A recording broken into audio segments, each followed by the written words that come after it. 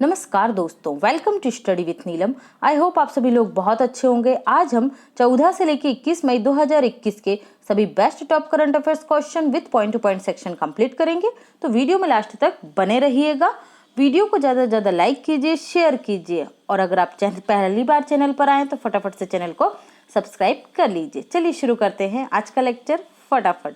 पहला क्वेश्चन है हमारा, निम्न में से किसे ग्रीन ऊर्जा अवार्ड से सम्मानित किया गया है? तो राइट आंसर होगा हमारा, राइट आंसर इज बी। किसे सम्मानित किया गया है? इरडा को सम्मानित किया गया है ग्रीन ऊर्जा अवार्ड से। तो क्या है ये ग्रीन ऊर्जा अवार्ड?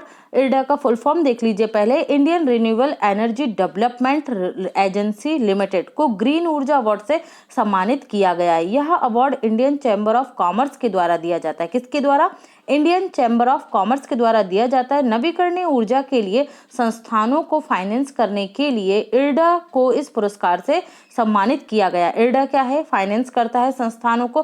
किस क्षेत्र में इसने फाइनेंस किया है? तो जो नवीकरणीय रिन्यूएबल एनर्जी के क्षेत्र में काम करने वाले ऑर्गेनाइजेशन है उनको क्या किया है? इरडा ने फाइनेंस किया था, इसलिए इरडा को यह पुरस्कार दिया गया है। इरडा नवीन एवं नवीकरणीय ऊर्जा मंत्रालय के अंतर्गत आता है। किसके अंतर्गत?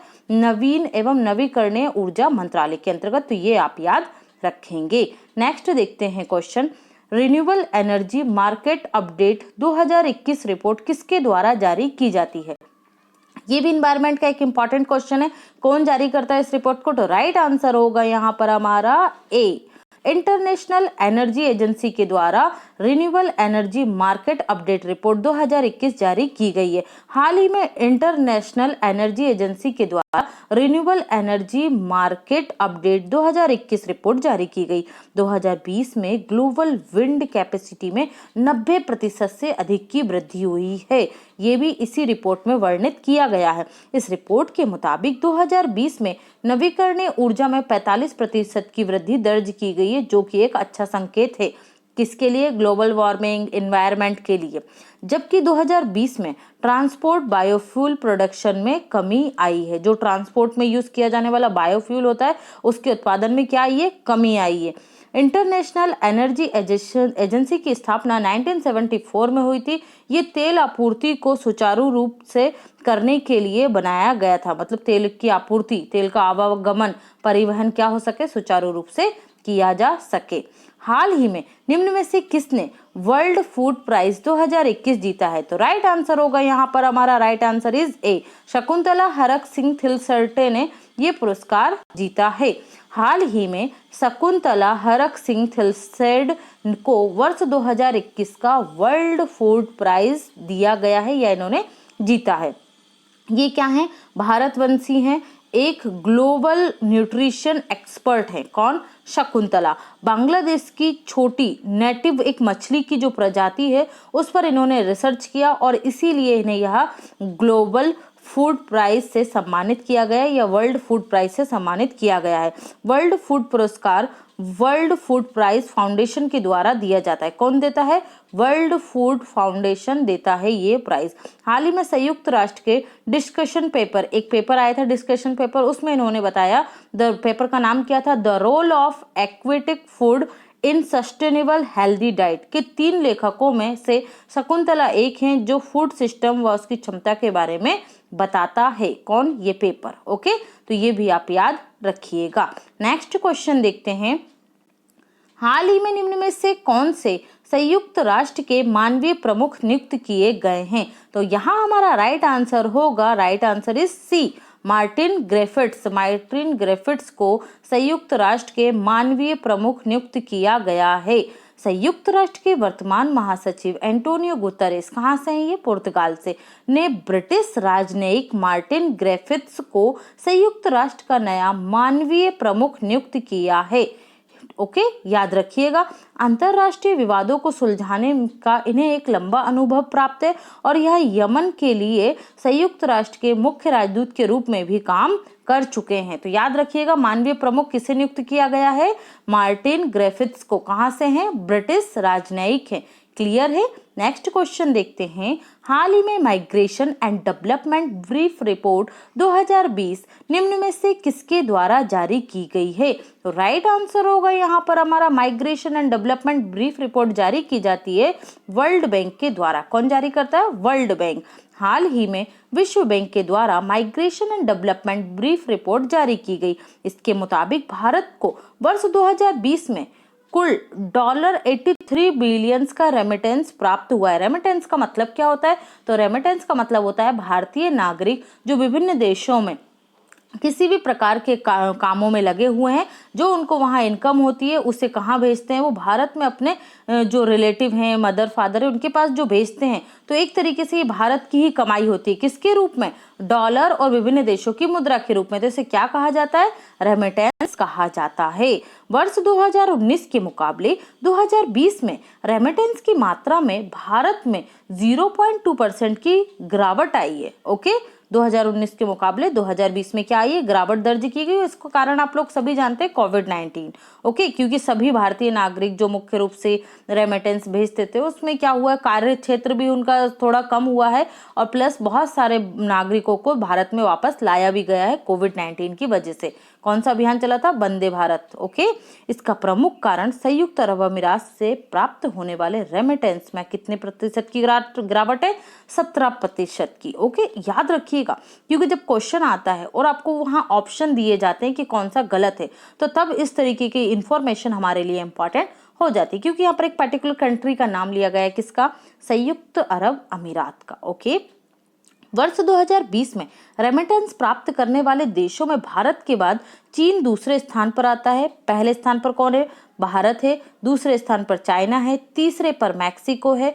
चौथे स्थान पर फिलीपींस है और पांचवें स्थान पर इजिप्ट या मिस्र है। ठीक है, तो ये कंट्रीज आपको पांचों टॉप 5 कंट्रीज याद रखना है। नेक्स्ट देखते हैं, निम्न में से किस राज्य के द्वारा आयुष्मान भारत स्कीम एवं हिम केयर के तहत प्राइवेट अस्पतालों में कोविड-19 मरीजों का फ्री में इलाज करवाने की घोषणा की गई है? तो यहाँ हमारा राइट आंसर होगा ए। हिमाचल प्रदेश सरकार ने यह घोषणा की है कि आयुष्मान भारत स्कीम और हिम केयर के तहत प्राइवेट अस्पतालों में जो कोविड-19 के मरीज हैं उनका इलाज कैसे किया जाएगा? फ्री ऑफ कॉस्ट किया जाएगा। तो इससे जुड़े कुछ इंपॉर्टेंट पॉइंट देखते हैं हम। हाल ही में हिमाचल प्रदेश सरकार के द्वारा कोविड-19 मरीजों के लिए आयुष्मान भारत स्कीम और हिम केयर के तहत प्राइवेट अस्पतालों में मरीजों के फ्री इलाज की घोषणा की गई है। सर्व सुविधा युक्त और पंजीकृत कोविड-19 के लिए विनिर्दिष्ट प्राइवेट अस्पतालों में ही यह इलाज किया जाएगा। ऐसा नहीं है कोई भी हॉस्पिटल में आप जाएंगे और वहां इन योजनाओं के तहत इलाज होगा। जो हिमाचल प्रदेश सरकार के द्वारा हॉस्पिटल की लिस्ट होगी उसी में आप फ्री में इलाज करवा सकेंगे। राज्य में अब तक कोविड-19 के 1,46,000 एक्टिव केसेस हैं। ठीक है, याद रखिए, कहाँ? हिमाचल प्रदेश सरकार ने प्रारंभ किया है। नेक्स्ट देखते हैं क्वेश्चन, हाल ही में निम्न में से किस राज्य सरकार के द्वारा सीजीटी का वेब पोर्टल लॉन्च किया गया है? तो यहाँ हमारा राइट आंसर होगा बी, छत्तीसगढ़ सरकार। कौन है मुख्यमंत्री? भूपेश सिंह बघेल हैं। हाल ही में छत्तीसगढ़ सरकार के द्वारा सीजीटी का वेब पोर्टल का उद्घाटन किया गया। इसके माध्यम से उन लोगों को टीकाकरण के लिए पंजीकरण करने में आसानी होगी जिनके पास मोबाइल या इंटरनेट की सुविधा उपलब्ध नहीं है, क्योंकि भाई आप लोग बहुत अच्छे से जानते हैं कि ग्रामीण क्षेत्रों में भी कोविड-19 का प्रसार हो रहा है और वैक्सीनेशन जिन लोगों के पास ऑनलाइन सुविधा के अकॉर्डिंग फैसिलिटीज नहीं है वो कैसे करवाएं। तो इसलिए इस पोर्टल के माध्यम से वो लोग करवा सकेंगे। और इसके माध्यम से इसको कैसे बढ़ावा दिया जाएगा? इस वेब पोर्टल के माध्यम से हेल्प डेस्क टीम पंजीकरण उपलब्ध कराएगी। इस हेल्प डेस्क को पंचायतों और नगर निगमों आदि जगहों पर स्थापित किया जाएगा। इसमें 18 से 44 वर्ष तक के लोगों के व्यवस्थित तरीके से टीकाकरण के लिए एक पोर्टल भी, इस पोर्टल को लॉन्च किया गया है। इसको विकसित किसने किया है, किसने डेवलप किया है इसे? तो छत्तीसगढ़ इन्फोटेक प्रमोशन सोसाइटी के द्वारा इस वेब पोर्टल को विकसित किया गया है, डेवलप किया गया है। तो ये आप याद रखिएगा। नेक्स्ट देखते हैं क्वेश्चन, हाल ही में निम्न में से कौन सा राज्य मेडिकल ऑक्सीजन की SOP प्रकाशित करने वाला देश का पहला राज्य बन गया। जहां शब्द पहला, पहली, पहली बार आ जाए वो क्वेश्चन इंपॉर्टेंट हो जाता है। तो यहाँ हमारा राइट आंसर होगा, राइट आंसर इज ए। मध्य प्रदेश ने जो मेडिकल ऑक्सीजन है उसकी SOP प्रकाशित की है। मध्य प्रदेश के मुख्यमंत्री शिवराज सिंह चौहान ने मेडिकल ऑक्सीजन के उपयोग संबंधी पुस्तिका SOP for medical oxygen use का विमोचन किया। मेडिकल ऑक्सीजन के OSP अर्थात स्टैंडर्ड ऑपरेटिंग प्रोसीजर प्रकाशित करने वाला मध्य प्रदेश देश का पहला राज्य बन गया है। इस पुस्तिका में मध्य प्रदेश के शासकीय और निजी अस्पतालों में मेडिकल ऑक्सीजन के इस्तेमाल तथा अग्नि सुरक्षा के संबंध में विस्तृत वर्णन किया गया। अभी आप लोगों ने देखा होगा कि देश के कई राज्यों में जो हॉस्पिटल्स हैं वहां पर आग लग गई, उसमें कई कोविड-19 जो मरीज थे उनकी दुर्घटनावश मृत्यु हो गई। तो ये दोनों ही चीजों को यहाँ पर ध्यान में रखा गया है। मेडिकल ऑक्सीजन सप्लाई सिस्टम, भंडारण एवं ऑक्सीजन थेरेपी के विभिन्न टेक्निकल पॉइंट्स को आसानी से इस SOP में बताया गया है, जिससे क्लिनिकल और अन्य स्वास्थ्य कर्मियों को मेडिकल ऑक्सीजन के बेहतरीन उपयोग के लिए मार्गदर्शन मिलेगा। इसी तर्ज पर महाराष्ट्र में ऑक्सीजन की बर्बादी रोकने के लिए किसकी नियुक्ति की गई थी? ऑक्सीजन नर्स की नियुक्ति की गई थी। और साथ ही अस्पतालों में फायर सेफ्टी स्टैंडर्ड का पालन भी सुनिश्चित किया जा सकेगा। अब इसी तरीके से जो ब्लैक फंगस फैल रहा है उसके लिए मध्य प्रदेश ने एक और योजना शुरू की है, जिसकी हम डिटेल देखेंगे। यहाँ पर मध्य प्रदेश देश का पहला राज्य, यहाँ भी मध्य प्रदेश पहला राज्य बना है। तो देखिए पहला राज्य बन गया है जिसने म्यूकर माइकोसिस यूनिट बनाया जाएगा। ठीक है, देश का पहला म्यूकर माइकोसिस यूनिट बनाया जाएगा किस राज्य में? मध्य प्रदेश में। प्रारंभ में भोपाल और जबलपुर जिलों में मेडिकल कॉलेजों में 10-10 बेड स्थापित किए जाएंगे। इन कॉलेजों में न्यूमाइकोसिस के मरीजों का उपचार एवं ऑपरेशन की व्यवस्था की जाएगी। म्यूकरमाइकोसिस एक फंगल इन्फेक्शन है जो म्यूकोमाइकोसिस समूह के फंगस से होता है। इसे ब्लैक फंगस भी कहा जाता है। और आप देख रहे होंगे कोविड-19 के साथ ब्लैक फंगस भी बड़ी मात्रा में देश के विभिन्न राज्यों में फैल रहा है।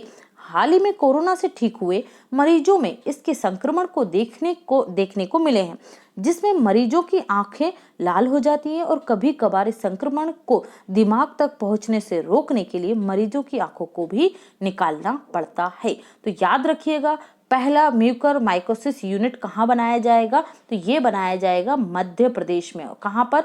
जबलपुर और भोपाल जिलों में। क्लियर है? याद रखिएगा दोनों ही पॉइंट। नेक्स्ट है, हाल ही में पुस्तक conspiracy to kill Rajiv Gandhi के लेखक का निधन हो गया। निम्न में से वह कौन थे? तो यहाँ हमारा राइट आंसर होगा, इसके लेखक थे के रघुनाथन। कौन थे? के Raghunathan. Right answer is D. Okay, तो इससे आप याद रखेंगे कौन थे? के रघुनाथन इसके लेखक थे। देखिए ये 76 वर्षीय थे और हाल ही में इनका निधन हो गया है। ओके, ये क्यों चर्चा में थे? तो भाई राजीव गांधी की जब मृत्यु हुई थी तो ये CBI के ऑफिसर थे उस समय, जो राजीव गांधी हत्याकांड की जांच के प्रमुख अधिकारियों में से एक थे। ओके, इन्हें पुलिस मेडल और प्रेसिडेंट मेडल से भी सम्मानित किया गया था। किसे? के रघुनाथन को। क्लियर है? याद रखिएगा। अमिताभ घोष की बुक आई थी, अभी हमने हाल ही में पढ़ी थी। क्या थी इनकी बुक? तो इनकी बुक थी क्या? आपकी माउंटेनिंग। ओके, तो याद रखिएगा। झुम्पा लाहिड़ी की कौन सी आई थी? Whereabouts. कौन सी आई थी? Whereabouts. और दीप हल्दर की कौन सी थी? तो इन्होंने बंगाल इलेक्शन के ऊपर बुक लिखी थी। क्लियर है? तो ये भी आप याद रखेंगे। नेक्स्ट है, हाल ही में चर्चा में रहा विनयार्ड विंड प्रोजेक्ट का संबंध निम्न में से किस देश से है? तो इस प्रोजेक्ट का संबंध है, यहाँ हमारा राइट आंसर होगा D. Right answer is D, America से है इसका संबंध। ये अमेरिका का पहला कमर्शियल अपतटीय विंड फार्म है जो अटलांटिक महासागर में 84 टरबाइंस इसमें लगाए जाएंगे। 84 टरबाइंस के साथ ये प्रारंभ किया जाएगा। इसकी लागत लगभग $2.8 बिलियन के समथिंग होगी। ठीक है, याद रखिएगा। इससे लगभग 800 मेगावाट बिजली का उत्पादन किया जाएगा। इलेक्ट्रिसिटी कितनी होगी इससे उत्पादित? 800 मेगावाट बिजली इससे उत्पादित की जाएगी। ओके, इससे 4 लाख घरों में इलेक्ट्रिसिटी की आपूर्ति की जा सकेगी। अब पहला है अमेरिका का, तो इसलिए आपको याद रखना है विनयार्ड विंड प्रोजेक्ट का संबंध किस देश से है? तो ये अमेरिका से है। क्लियर है?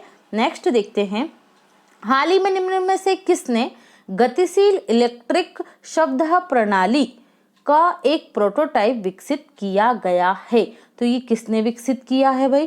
तो ये विकसित किया गया है आईआईटी खड़गपुर के द्वारा। किसने किया है? आईआईटी रोपड़ के द्वारा इसे विकसित किया गया। हाल ही में आईआईटी रोपड़ ने गतिशील इलेक्ट्रॉनिक शब्द प्रणाली का एक प्रोटोटाइप तैयार किया है। यह इको फ्रेंडली शब्द प्रणाली आप लोगों ने देखा है देश के विभिन्न राज्यों में नदियों में शवों को बहाया जा रहा है, खेतों में, खाली मैदानों में लाशें जलाई जा रही हैं। तो इन सबको रोकने के लिए, क्योंकि लाशों की लंबी लाइनें लग रही हैं, इतनी मृत्यु हो रही है भारत में कोविड-19 से, तो इसके लिए इसका निर्माण किया गया है। किसके द्वारा? एक प्रोटोटाइप तैयार किया गया आईआईटी रोपड़ के द्वारा। इस तकनीकी में लकड़ी का इस्तेमाल तो किया जाएगा लेकिन वहां धुआं रहित होगा। ओके, धुआं नहीं निकलेगा। इस तकनीकी को आईआईटी रोपड़ के प्रोफेसर डॉक्टर हरप्रीत सिंह के द्वारा विकसित किया गया है। इस भट्टी का तापमान लगभग 1044 डिग्री सेल्सियस तक होता है, जो पूर्ण रूप से रोगाणुओं को मार देती है। ओके, तो ये भी आप याद रखेंगे। नेक्स्ट है, हाल ही में अंतर्राष्ट्रीय परिवार दिवस 2021 में कब मनाया गया है? तो राइट आंसर होगा यहाँ पर हमारा डी, 15 मई को मनाया जाता है प्रतिवर्ष क्या? अंतर्राष्ट्रीय परिवार दिवस। उसकी 2021 की थीम क्या है? तो थीम है families and new technology. Families के डेवलपमेंट में न्यू टेक्नोलॉजी की जो भूमिका है वो इस वर्ष की थीम है। पहली बार अंतर्राष्ट्रीय परिवार दिवस 1993 में 1993 में मनाया गया था यूएनओ की महासभा के द्वारा। ओके, इसे 15 मई को मनाने की घोषणा की गई थी। ओके, तो ये आप याद रखेंगे। अब बात आई है डे की, तो हम देख लेते हैं मई के अभी तक हमने कौन कौन से इंपॉर्टेंट डे देखे हैं। 1 मई को मनाया गया था अंतर्राष्ट्रीय मजदूर दिवस। 2 मई विश्व टूना दिवस, टूना एक मछली है। 3 मई को विश्व हास्य दिवस। 4 मई को अंतर्राष्ट्रीय अग्निशमन दिवस। 4 मई को ही कोयला खान दिवस। 4 मई को विश्व अस्थमा दिवस। थीम क्या थी अस्थमा की? Uncovering asthma misconceptions. 5 मई को विश्व हाथ स्वच्छता दिवस मनाया गया। 5 मई को अंतर्राष्ट्रीय मिडवाइफ्स डे मनाया गया। 6 मई को इंटरनेशनल नो डाइट डे मनाया गया। 8 मई को विश्व प्रवासी पक्षी दिवस मनाया गया। विश्व रेड क्रॉस दिवस मनाया गया और विश्व थैलीसीमिया दिवस। तीनों को याद रखिए, प्रवासी, रेड क्रॉस और थैलीसीमिया डे कब मनाए जाते हैं? 8 मई को मनाए जाते हैं। 11 मई को नेशनल टेक्नोलॉजी डे मनाया गया। 12 मई को इंटरनेशनल नर्स डे मनाया गया।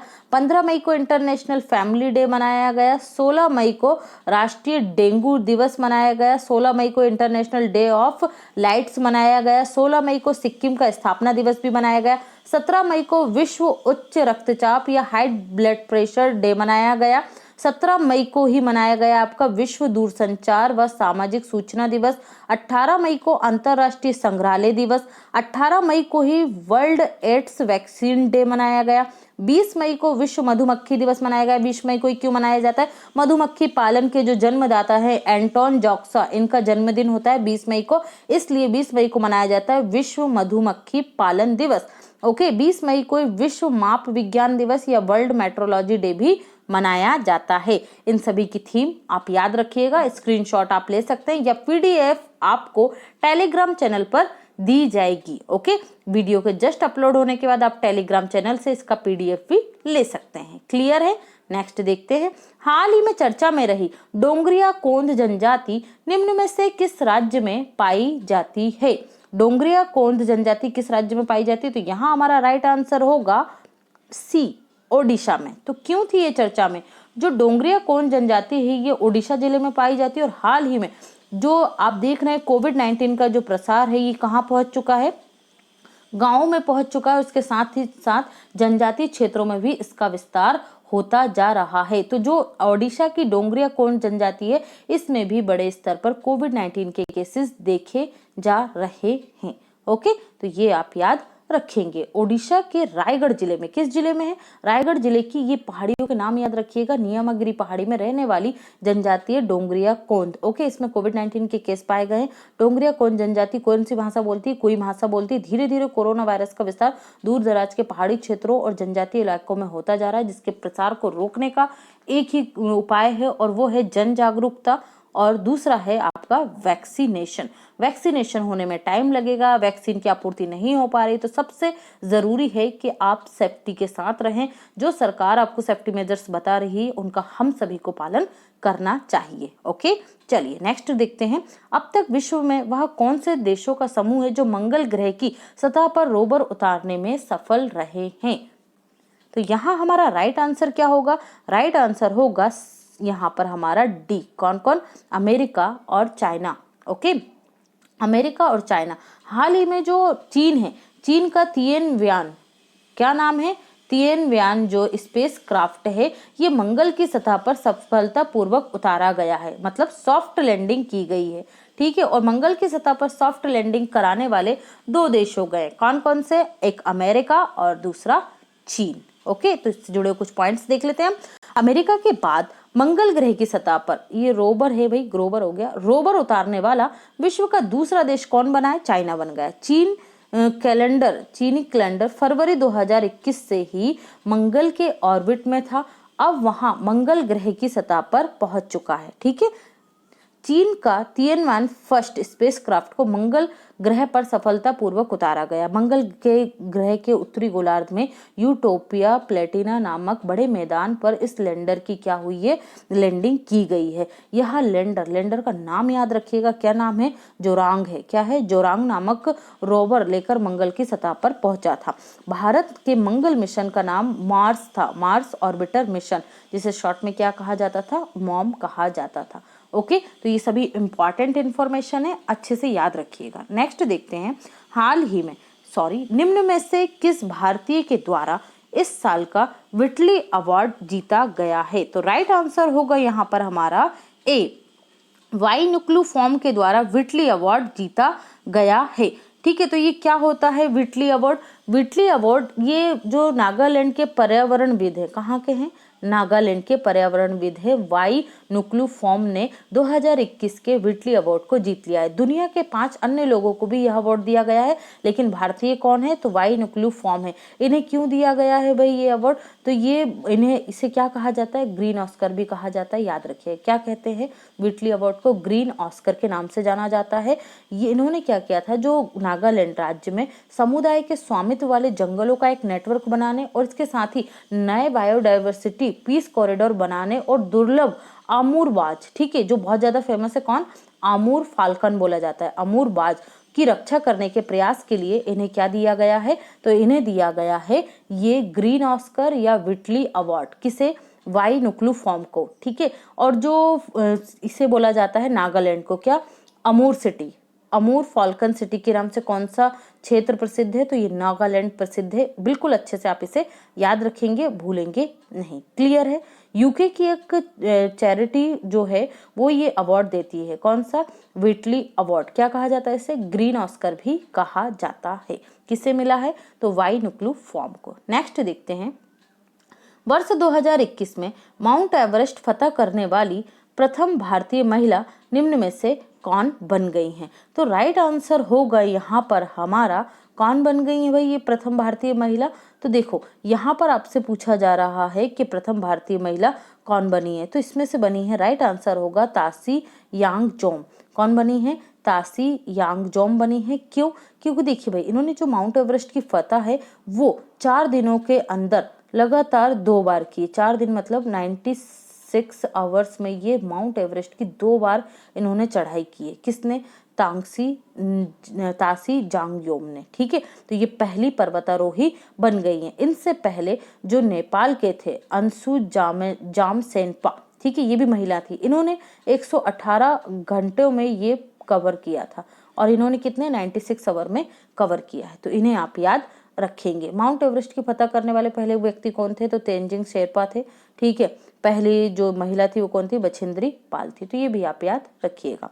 देख लेते हैं। तासी जांगजोम 2021 में माउंट एवरेस्ट फतह करने वाली प्रथम भारतीय महिला बन गई। अरुणाचल प्रदेश के दिरांग में स्थित NIMAS national institute of mountaineering and allied sports में तासी ने ट्रेनिंग ली थी। NIMAS से माउंट एवरेस्ट फतह करने वाली अभी तक की ये 9वीं पर्वतारोही हैं। ओके, तो ये भी आप याद रखेंगे। क्लियर है? नेक्स्ट क्वेश्चन देखते हैं। हाल ही में फॉर्च्यून मैगजीन द्वारा जारी